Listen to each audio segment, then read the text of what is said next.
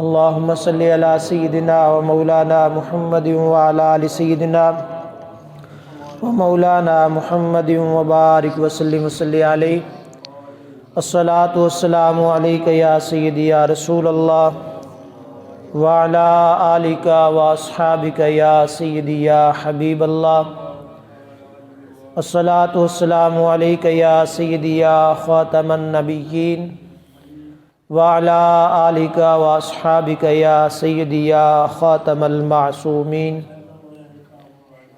مولاي صلی وسلم دائما ابدا علی حبیبک خیر الخلق کلہم محمد سید القونین والثقلین والفریقین من عرب ومن عجم۔ اللہ تبارک و تعالی جل جلالہ و عم نوالہ کی حمد و ثنا، درود حضور سرور کائنات مغفر موجودات زینت بزم کائنات امام الانبیاء جناب محمد مصطفیٰ صلی اللہ تعالی علیہ وآلہ وسلم کی بارگاہ اقدس میں ہدیہ درود و سلام عرض کرنے کے بعد، نہایتی واجب الاحترام معزز و محترم حاضرین و سامعین کرام، قرآن مجید برہان الرشید کی ایک آیت مقدسہ تلاوت کی ہے۔ اللہ وحدہ لا شریک حق گوئی کی توفیق عطا فرمائے اور ہم سب کو اللہ وحدہ لا شریک حق پر عمل پیرا ہونے کی توفیق عطا فرمائے۔ گزشتہ جمعۃ المبارک پر منافقین کا تذکرہ ہوا اور منافقوں کی علامتیں بیان ہوئی کہ حضور علیہ الصلوۃ والسلام نے اپنے فرمان میں فرمایا کہ منافق دین سے بیزار ہوں گے، نماز پڑھنا، روزہ رکھنا، اعمال صالح کرنا اس کو وہ بھاری تصور کریں گے، مشکل تصور کریں گے، اور پھر ایسا وقت آئے گا کہ دین کو چھوڑ کر فسق کو اختیار کر لیں گے، جہاد کو چھوڑ کر باقی معمولات دنیا کو اختیار کر لیں گے، نیکی کو نیکی نہیں تصور کریں گے اور برائی کو برائی نہیں تصور کریں گے۔ یہ امور گزشتہ جمعۃ المبارک پر تفصیل کے ساتھ بیان ہو چکے ہیں۔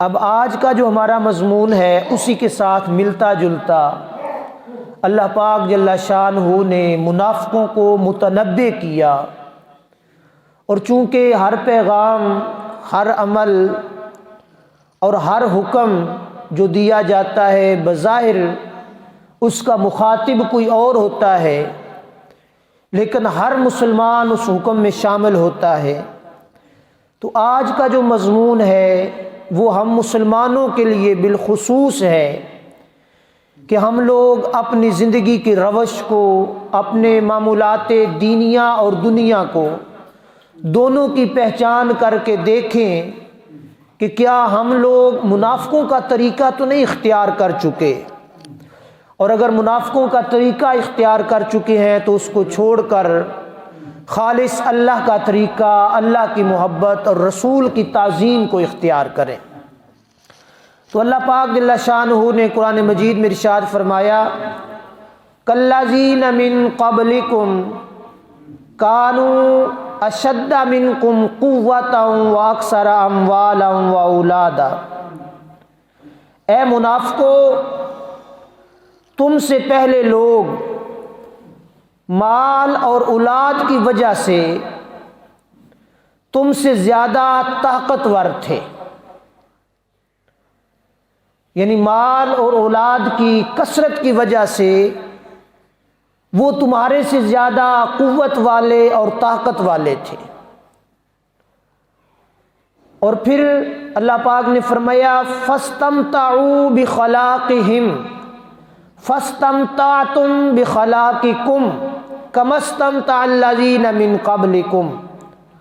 اللہ پاک نے فرمایا انہوں نے دنیا میں رہتے ہوئے اپنے حصے کا لطف اٹھا لیا، یعنی دنیا میں رہتے ہوئے عیاشی کی زندگی بسر کر لی، اپنی من مانی کی زندگی بسر کر لی، اور کیا ہوا؟ اس من مانی زندگی کی وجہ سے، اس مال اور اولاد کی وجہ سے بیہودگی انہوں نے اختیار کر لی، یعنی بیہودہ ہو گئے، دین کو چھوڑ دیا، ایمان اور اسلام کو چھوڑ دیا، تو بیہودگی اختیار کر لی۔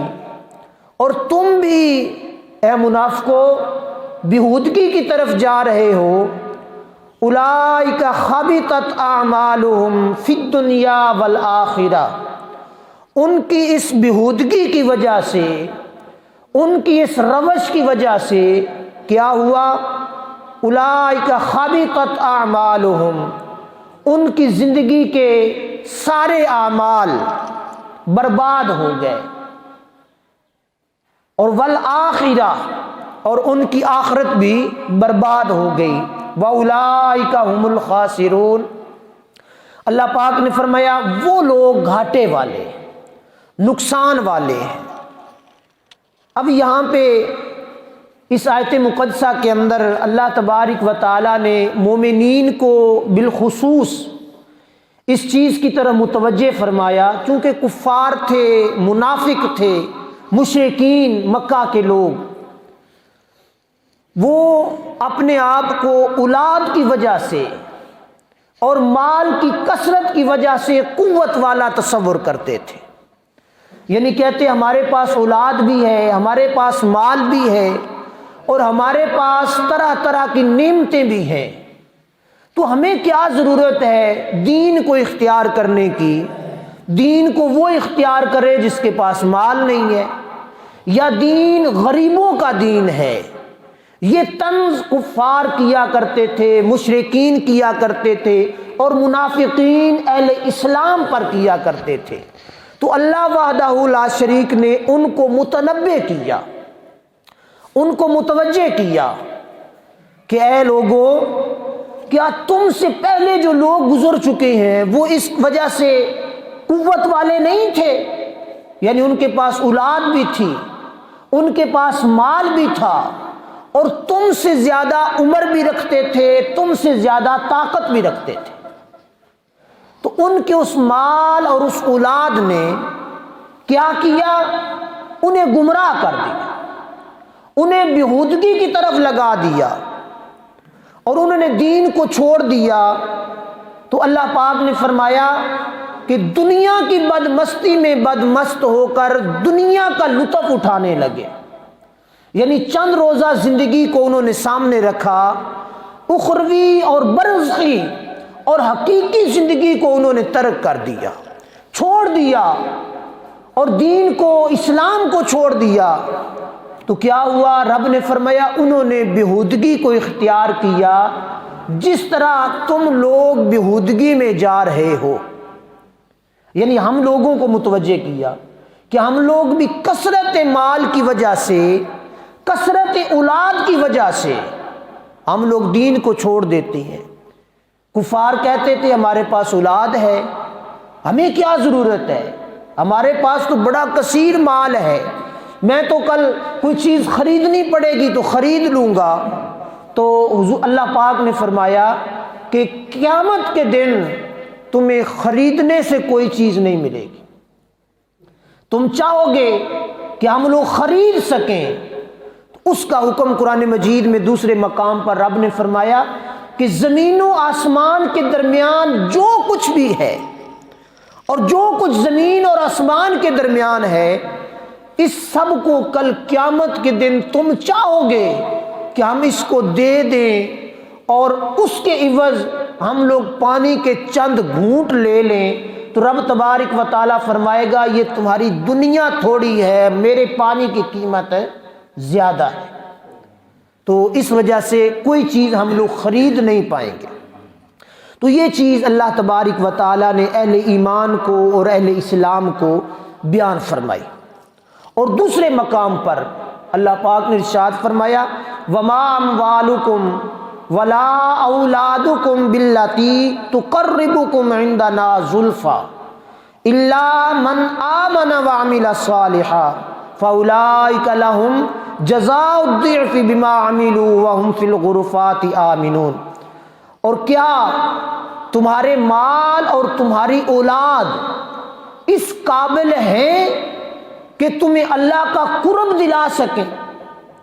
یعنی یہ بطور طنز، بطور عبرت اور بطور جھڑکی رب وحدہ لا شریک نے فرمایا کہ اے لوگو، غور تو کرو اپنے آپ کے اندر اور اپنی اس اولاد کی طرف، اپنے اس مال کی طرف غور و خوض کرو۔ کیا تمہارا مال اور تمہاری اولاد تمہیں رب کے تقرب کی طرف لے کے جا سکیں گے؟ یعنی تمہیں رب کا قرب دے سکیں گے؟ رب کی رضا تمہیں تمہارا مال دلا دے گا؟ الا من آمن وعمل صالحا، فرمایا مگر وہ لوگ جو ایمان لائے اور اعمال صالح کیے۔ ایمان لائے اور اعمال صالح کیے۔ اولاد بھی نفع نہیں دے گی، مال بھی نفع نہیں دے گا، مگر وہ مال جس کو ہم نے رب کی رضا پر خرچ کر کے اس کو آخرت کے لیے توشہ بنا لیا، وہ مال نفع دے گا۔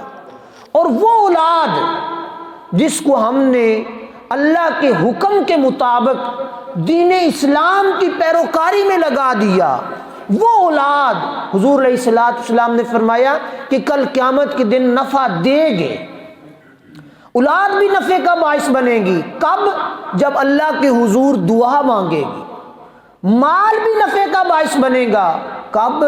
جب اس کو اللہ کے حکم کے مطابق کمایا جائے گا اور اللہ کے حکم کے مطابق اس کو خرچ کیا جائے گا، تو پھر وہ مال اور اولاد نفع کا باعث بن جائے گی۔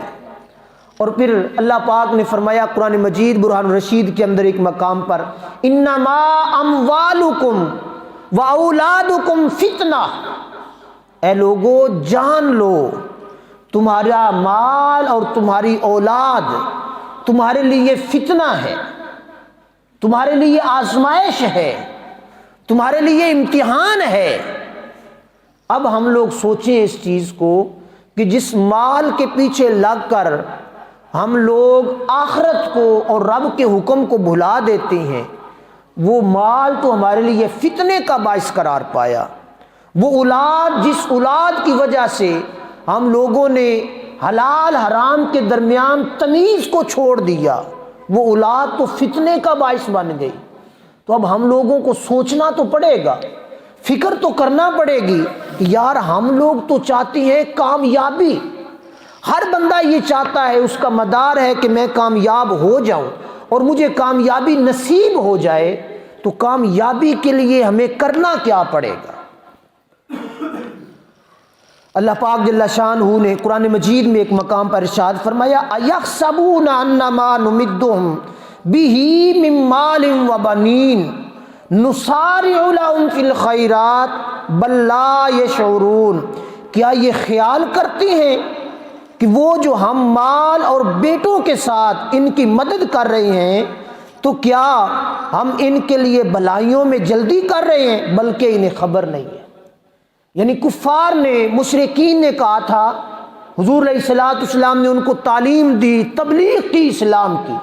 انہوں نے کہا ہمارے پاس تو مال بڑا ہے، ہمارے پاس تو اولاد ہے۔ آج ہم لوگ بھی کسی سے پوچھیں بھائی بتا تیرا کیا حال چال ہے، کسی سے ملتے ہیں نا آپ اپنے دوست احباب سے، رشتہ داروں سے، تو پوچھتے ہیں ہاں بھائی کیا حال ہے، تو وہ آگے سے کہتے ہیں اللہ کا بڑا شکر ہے، فصل بھی میری چنگی ہو گئی ہے کہ اللہ پاک میں 4 پتر دیتے تھے۔ سمجھ آئی بات کی؟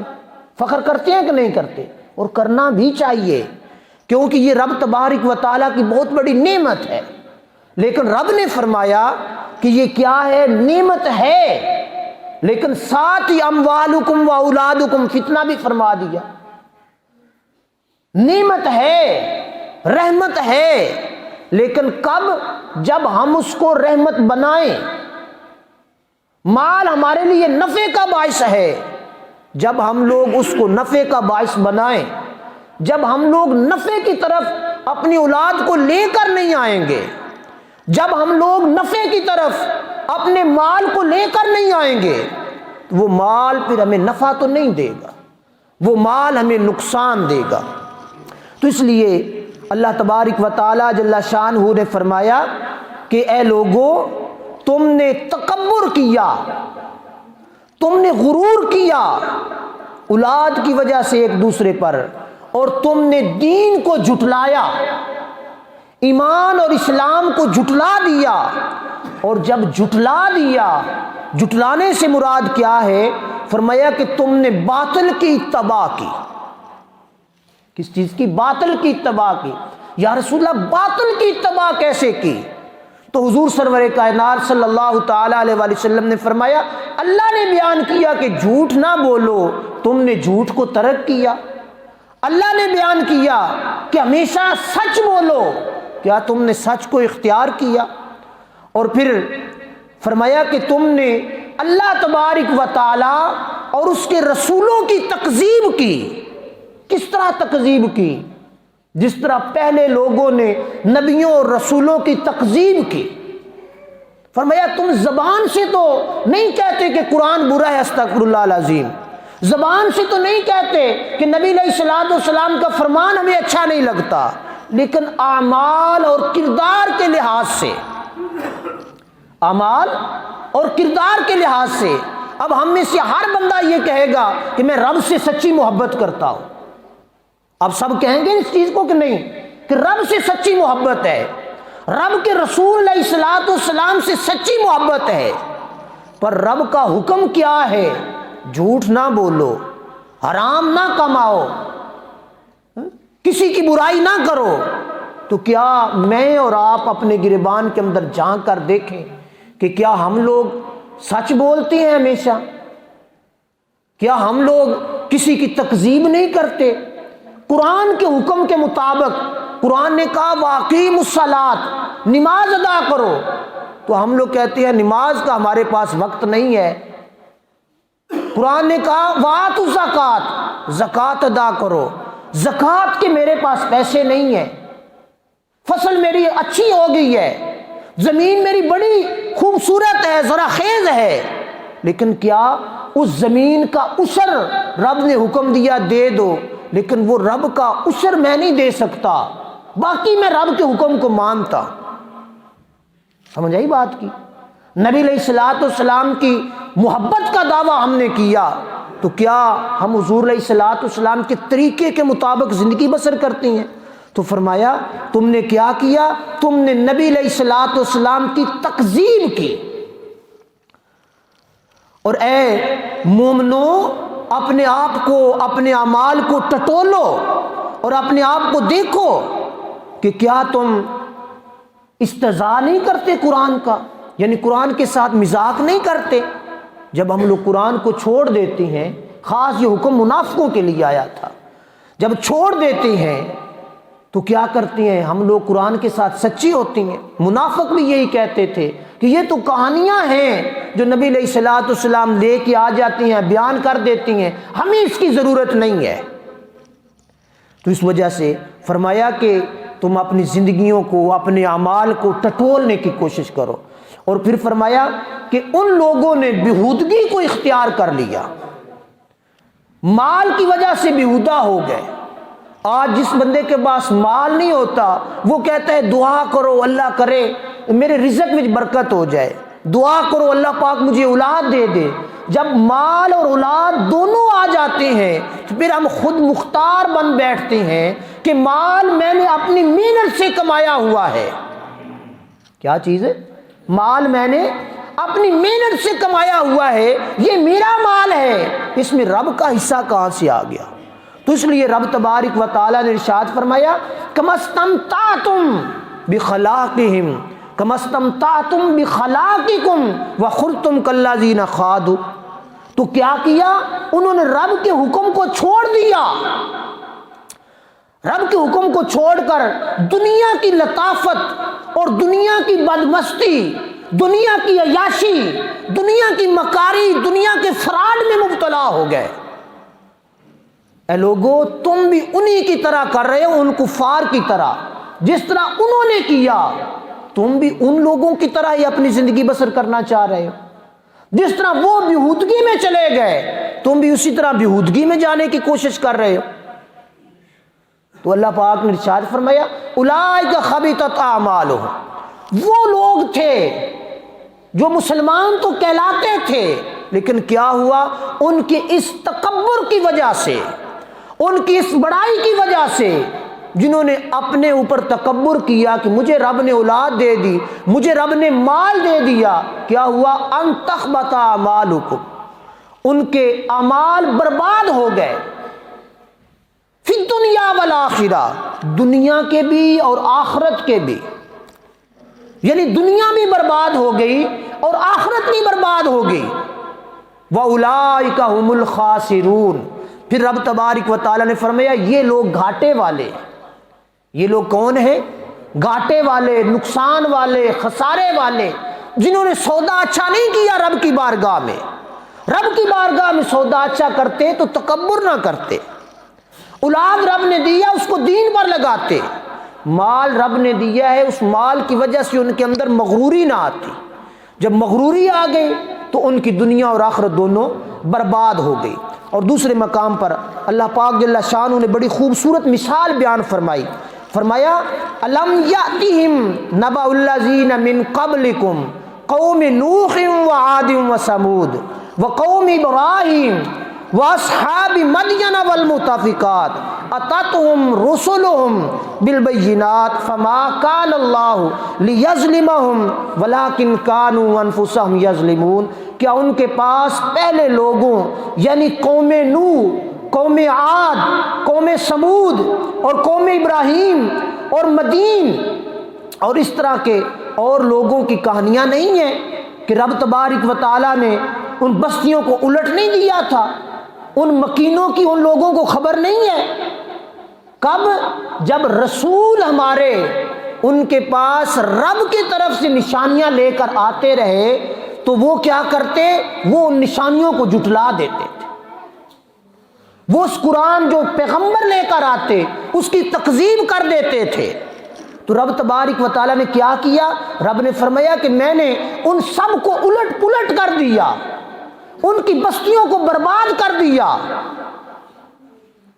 تو اللہ پاک جل شانہ نے یہ جو مثال قرآن مجید میں بیان فرمائی، چونکہ اہل عرب کی طرف مخاطب تھا تو اہل عرب کے قریب یہ ساری بستیاں، 6 کی 6 بستیاں، ان کا ذکر اللہ پاک نے اہل عرب کو کیا اور فرمایا کہ تم یاد کرو وہ قوم عاد جس کو ہوا سے ہم نے ہلاک کر دیا تھا، اور یاد کرو قوم سمود جو زلزلے کی وجہ سے ملیا میٹ ہو گئے تھے، اور پھر یاد کرو قوم ابراہیم علیہ السلام کو جو سلب نعمت سے میں رب وحدہ لا شریک نے انہیں برباد کر دیا تھا، اور نمرود کی قوم کو یاد کرو مچھر سے برباد دیا تھا، فرعون کو یاد کرو اور اس کی قوم کو یاد کرو ڈبو کے مار دیا تھا، اور اسی طرح مدین کے علاقے والے لوگوں کو یاد کرو، ان کو رب تبارک و تعالیٰ نے بستیوں کو الٹ کر مار دیا تھا۔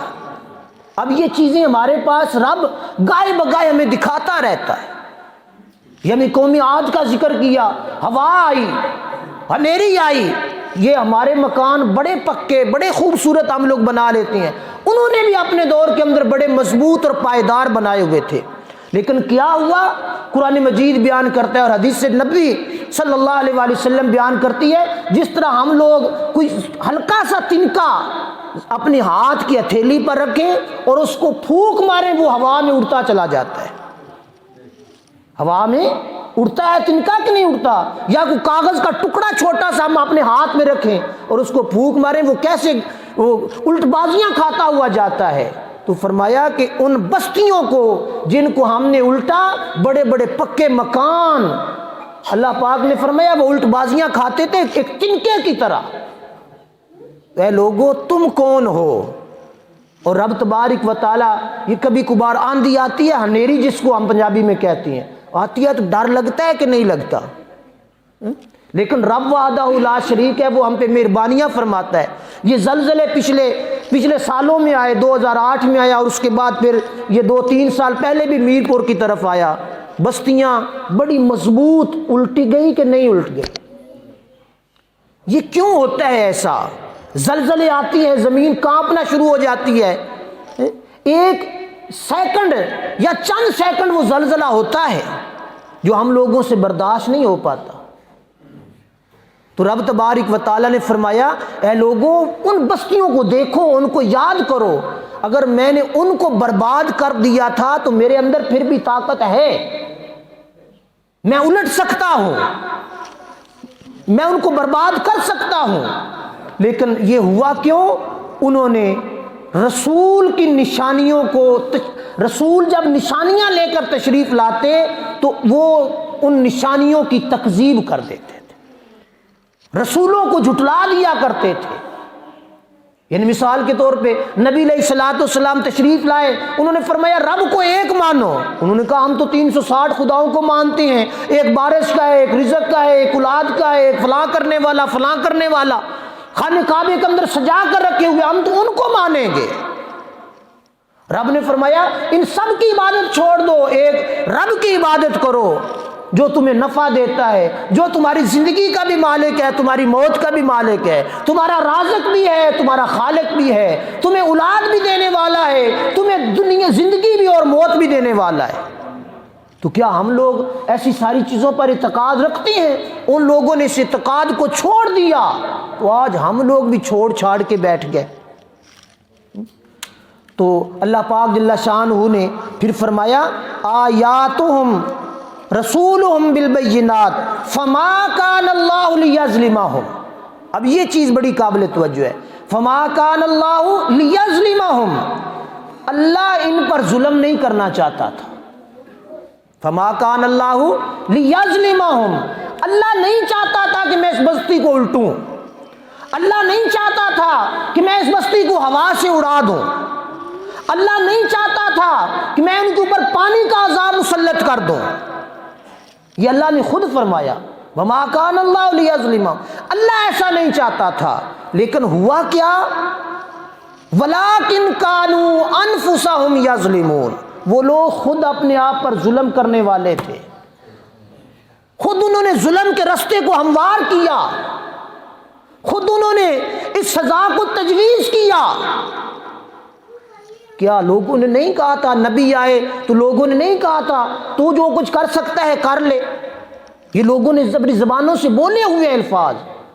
تو آج ہم لوگ اپنے گریبانوں کے اندر جھانکیں اور اپنی ذات کا مطالعہ کیا کریں، یار ہم مسلمان ہیں، اس دنیا میں آئے، جب رب کا حکم نہیں مانیں گے، رب کے حکم کے مطابق زندگی بسر کرنے کی کوشش نہیں کریں گے، تو کیا رب کی طاقت کے اندر کوئی کمی ہے؟ رب جب چاہے گا کھینچ لے گا کہ نہیں کھینچے گا؟ جب چاہتا ہے، جیسے چاہتا ہے، جو چاہتا ہے کرتا ہے، وہ علی کل شیء قدیر کی ذات کا مالک ہے۔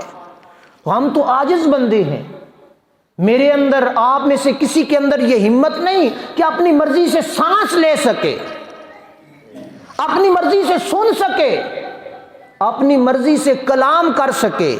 اگر یہ زبان سلامت ہے، اس کو رب نے کلام کی طاقت دی ہے تو اس کو رب کے کلام کی تلاوت بھی کیا کرو۔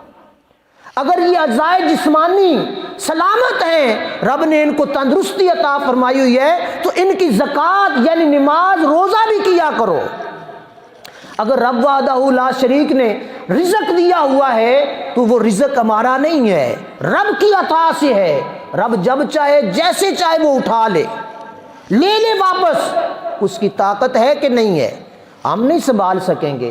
تو اللہ وحدہ لا شریک ہمیں صحیح معنوں میں اچھی زندگی بسر کرنے کی توفیق عطا فرمائے۔ اپنے اعمال کو یاد ٹٹولا کریں۔ پھر بار بار مجھے یہ بات کہنا پڑتی ہے کہ ہم لوگ آج رب کے نافرمان ہوتے جا رہے ہیں، رسولوں کے نافرمان ہوتے جا رہے ہیں۔ کہیں ایسا نہ ہو کہ ہم پہ عذاب آ جائے، کہیں ایسا نہ ہو کہ ہم پہ زلزلے آ جائیں، کہیں ایسا نہ ہو کہ ہنیری اڑا کے ہم لوگوں کو لے جائے، کہیں اور جا کے پھینک دے۔ رب کی بادشاہت میں طاقت ہے، تو اس رب کی بارگاہ میں گڑ گڑائیں، معافی مانگیں، یا اللہ ہم خطا پر ہیں، تو غفور رحیم ہے، ہمارے اوپر اپنا فضل شامل حال فرما، آمین۔